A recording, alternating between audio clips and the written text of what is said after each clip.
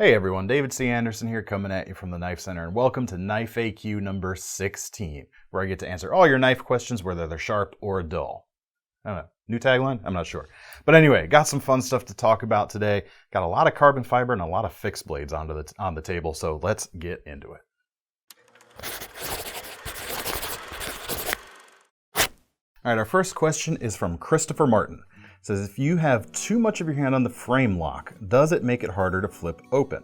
I have a knife that I can't get to flip open easily due to having larger hands, and hands always gripping on the frame lock. Are all frame locks like this? Good question. Yeah, that is one of those things that that just kind of is the case a little bit with frame locks. If you push on that lock bar a little bit too hard as you're going to flip it open, you will run into that. Most of the time, it's just a simple matter of adjusting your grip.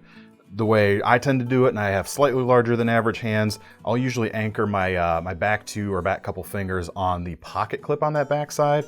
That way I'm off of the lock bar itself, and then it works pretty easily. This knife, however, this is the Gerber Asada, about 50 bucks with D2 blade and micarta handles. There are some knives out there that take some extra steps to do something about that, and this is one of them. You can see here they have a pinch plate, and I believe they have a patent on this as well, actually. And it does a couple of things. First and foremost, it is an over-travel arrestor, so you don't push the frame lock too far out when you're unlocking. But more importantly, perhaps for folks like you with larger hands, is you can actually rest your fingers on that plate without actually coming into contact with the lock bar. That means you can have a more natural grip when you flip, and you're not going to put that pressure there. That's one way. Another knife with some tricks up its sleeve in that regard is the new ZT707, released this year. These come in just under $250. American made, much more premium than that particular Gerber. Now for them, they've actually, it's hard to see on camera, but they've got what they call the, what are they calling it? The tuned detent system. I believe that's correct. Yes. Whereas when the knife blade itself is closed, rather than the detent from the lock bar side being what's holding the blade in, they've actually got a second detent on the carbon fiber in this case, but on the front side, and that's what holds the blade in place. And with that, now you can't super squeeze down and expect nothing to happen, but you can have a fairly firm grip on the lock bar on this knife, and it's gonna pop open super crisp because you've got a really nice tuned detent on the front and ball bearings, KVT bearings in the pivot, of course, as well. All comes together in a great larger executive knife, 3.5 inches of blade, 20 CV steel, American construction, titanium, frame lock, carbon fiber, everything you need. Even a nice deep carry pocket clip that actually anchors onto the knife from the inside of the handle rather than the outside. And it is reversible, and because of that, you don't see the screw holes from the outside on the side you're not using. So I really like that particular execution there. So hopefully that helps you out with your frame lock conundrums. If you're unable to kind of alter your grip, there are some options out there for you. All right, next is a question from Armin Erakelian. Says, I recently bought a Cold Steel SR1 and the AD10, very great, strong knives. However, those are not the best office knives. I'm looking for a classy gentleman's knife under 100 bucks. And he has a few requirements, preferably marbled or weaved carbon fiber, drop point or Warncliffe, flipper, strong stainless steel with good edge retention, backlock or frame lock, 2 to 3 inch blade. I got almost everything you want, and the trick in here came with that under $100 price point. I actually couldn't find any frame locks that fit, but I do have a couple of options here. They're actually both kind of similar. The first is the ever-present and ever-popular Kershaw Leak. Frame lock versions of this do exist, but this upgraded one with the standard twill carbon fiber, well, not standard, but the upgraded twill carbon fiber comes with a liner lock, so no frame lock or back lock here. But we do have a Warncliffe blade. We do have upgraded blade steel. This is CPM 154, 3 inches, of course, coming in about 92 bucks, American made, and you've got assisted opening action on this blade. Snaps open quite nicely. Now, if liner locks aren't your thing, if maybe you have a little more confidence in a back lock or a frame lock, this next knife might be what you're looking for, even though it's not those two locks. But as I mentioned, very similar to that Leak, we have the Artisan Cutlery Small Archeo, And this particular version is a KnifeCenter exclusive. Comes in, actually this comes in at about 120 bucks. There's other versions of this that are at 100 bucks that don't have the carbon fiber handles. But this is a non-locking knife, but you get a pin that you can insert behind the tang of the blade, and it's gonna fix it in place. So you've got even potentially more strength than a lockback or a frame lock, if that's your primary concern. But then on lighter cutting jobs, when you don't have to worry about it, you can simply flick the blade, open and closed all day long, have a nice bit of fun with it. And even if you don't put that pin in, it is going to, your finger, I should say, is gonna keep the blade from closing all the way if you break the detent bar that holds that into the open position. But again, Wharncliffe blade, 3 inches. This is a VG10 Damascus, so it looks good and still performs pretty good as well. Nice, slim, awesome looking gentleman's knife. Marbled carbon fiber, but the Pack-A-Wood version is also nice and classy looking. That one comes in at about 100 bucks, if that's what you're looking for. All right, next question is from Thumos the Unbroken. He says, I'm looking for a gentleman's knife slip joint or button lock flipper around 125, 3 inches blade length. Small Archeo. It's not a slip joint, it is non-locking though, but as far as non-locking, which I assume that's what you mean when you said slip joint, non-locking flippers go, there's not a lot out there. But this is it, that's what you want right there. I already talked about it, so you know what it is. There you go, that's for you, Mr. Thumos. All right, next question is from Jambor Donko, return questioner. Welcome back, sir. Mr. Anderson, I'm looking for a gentleman's knife. Uh-oh. Something I can wear with a suit. What I'd like to see is a fairly traditional pattern, modern handles, preferably carbon fiber, great in fit and finish, and it needs to be pretty, and stainless steel because I'll use it to cut food mainly. It's this guy again. Right? No. This almost hits it, actually. I'm having fun with this now. But you do say a fairly traditional pattern, so for that reason, maybe that's not quite what you're looking for, but I will direct you to another product from Artisan Cutlery from CJRB, the Rhea. And there are 2 carbon fiber versions of this right now, and definitely a more classic looking profile. It's got just kind of an old school pocket knife vibe in terms of its shape, but it is all modern. I'll start with the less expensive version right here with the standard twill carbon fiber. These come in 32 bucks, blade length 3 inches again, 12C27 stainless on this, which is a nice Sandvik Swedish steel. I really like the way these perform, especially on the budget end of things. Got a deep carry pocket clip here on the back. Combined with the smooth handles there, it's really gonna be very easy to take in and out of your pocket. And the bread and butter of the Rhea is it's got a nice svelte profile when closed up, single thumb stud, and really good action. Ball bearings in the pivot, and it just wants to pop out when you're ready to go. Really nicely executed knives. Now there's the upgraded version. We also have a KnifeCenter exclusive with marbled carbon fiber. In addition to that, they're also contoured rather than flat. This one also gives you a milled titanium pocket clip rather than the deep carry. I think this one looks a little bit classier with the milled clip, but if you like the deep carry, go with the less expensive version. And you also get an upgrade to AR RPM 9 powder metallurgy steel, which they say gives edge retention on par or maybe a little better than D2, but it's stainless and easier to sharpen than D2. And this version of the knife comes in about 75 bucks. All right, next question comes from Abdul Rahman Al-Yaha. Says, hey, I need an outdoor cooking knife fixed blade with a leather pocket. Any good options? I'm assuming you mean leather sheath by that. So yes, I do have a couple options.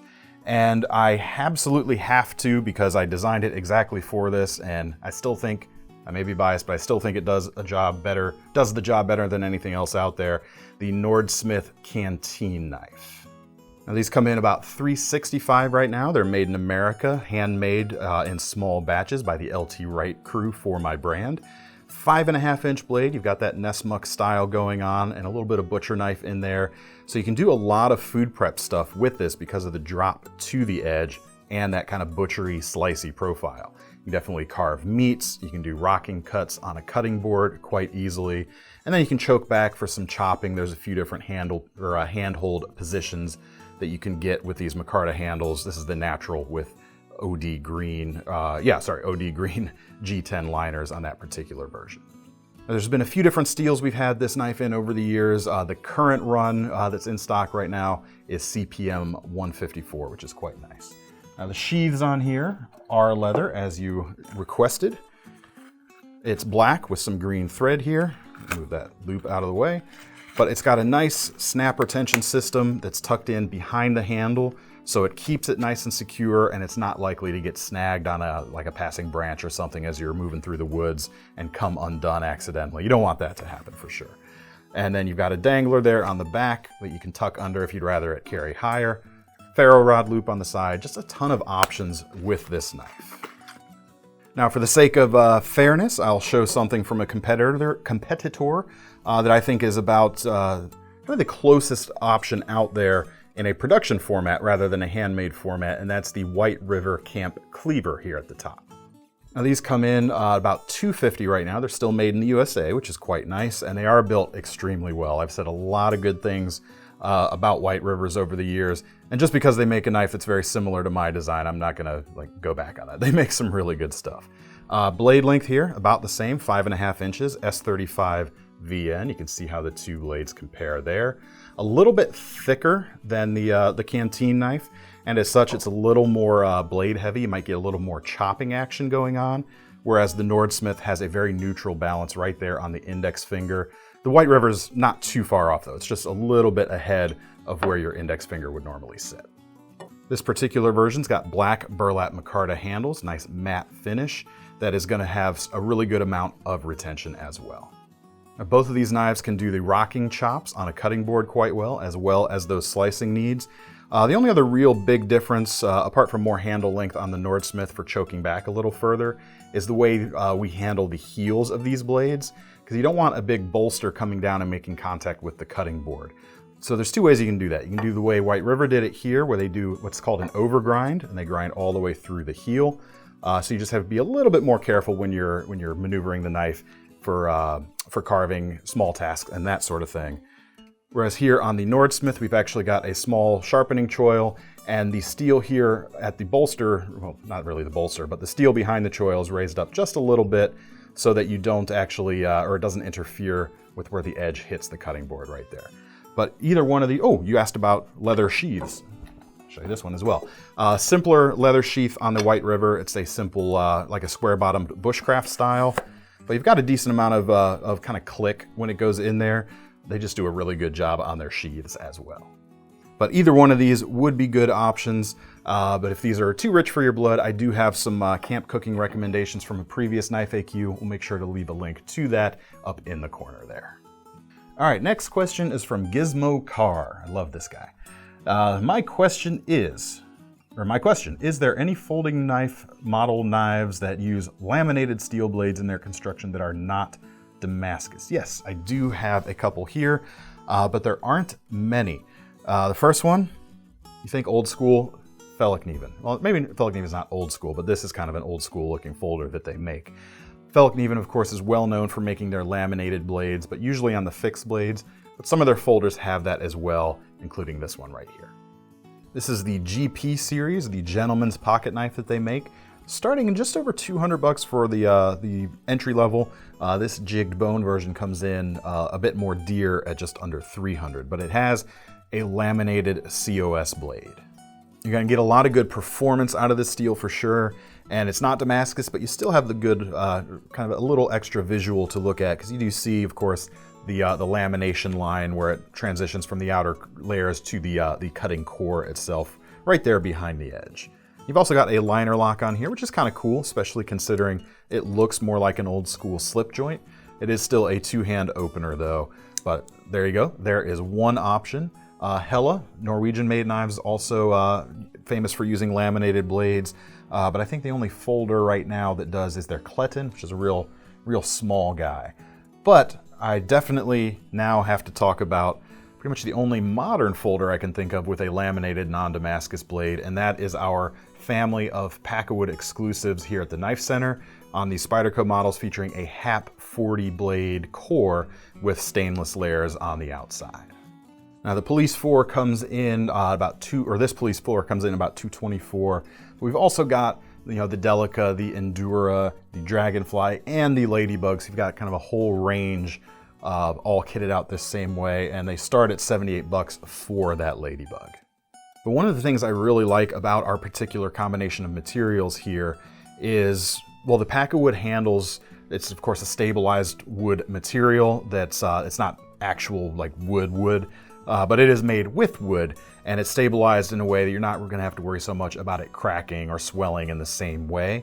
So it has a nice natural rustic look, and that HAP 40 core, it is a powder metallurgy steel with really high edge retention, but it's not stainless. So over time, that edge, that core, right underneath that line that you see there, is going to patina a little bit, start taking on a little bit of color. It's going to be a slightly different gray than the stainless section. And there's something just really charming about that when you combine it with this Pack-A-Wood right here. But yeah, you've got the whole range covered, whether you need that 2-inch blade or the, what's the 4.4-inch blade of this Police 4. Tons of options across the range, all with the famous Spyderco fit and finish, cutting geometry, 4-position pocket clip, mid-mounted backlock. It's got everything you need with a really nice laminated blade. All right, next question is from Imri Renard, probably.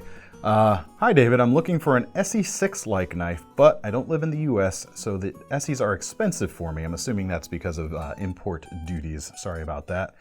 What knife do you recommend with 1095 steel and a micarta handle that's cheap in America or made in Europe? Thanks in advance. Yes, I do have a couple options for you here. I'll show you the SE6 for the good folks at home who aren't familiar. These run about, somewhere around 140 these days. But you can also check out the Ontario Rat 7, which is not like super cheap, but this comes in at about 80 bucks, so a little bit over half of what the SE costs. But you'll notice this looks very familiar because it is in fact from the same designers. Before they founded SE, the Rat folks, Randall's Adventure Training, had a line of knives with Ontario that they're still producing to this day. So you definitely see some family resemblance, but the Rat 7 has a little bit more blade length than the SE6. And of course the flat handle scales, which there are flatter versions of the SE6, as well as the contoured version we just looked at. But these are a little bit thicker and maybe a little bit blockier.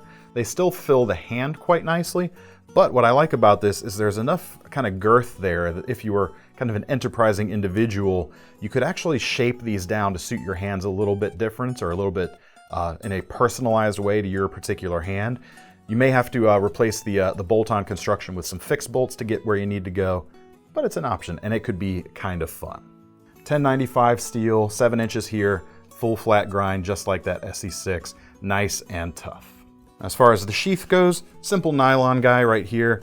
You've got a Kydex, or not a Kydex, but a plastic insert. There's no positive retention there, it's just a rigid piece. But you got a couple snap loops, you got a pouch on the front for some extra goodies while you're out and about. MOLLE compatibility on the back, or you can just run it through your standard belt. Now, if that price is still a little too dear for you, maybe check this guy out. This is the Schrade SCHF37. There is a micarta handled version of this, but it comes with a stainless steel blade. So if you want to go stick with the 1095, which this does have, it's going to come with a hard rubber or slightly tacky rubber handle instead. But the flip side of that is this is just a $32 knife, so crazy, crazy affordable. Similarly, it's got a little bit more blade length than the 6. Here it is next to that Rat 7. It's pretty much almost exactly the same overall length and everything as that particular knife. Blade steel is a little bit thicker on here, and as such they went with a hollow grind rather than a flat because they wanted to get it, I guess, a little bit thinner behind the edge itself, so you can cut a little bit better, at least in that close-in stuff. And one of the things I actually like about this knife, even over the SE or the Ontario, is the way they did the finger choil here.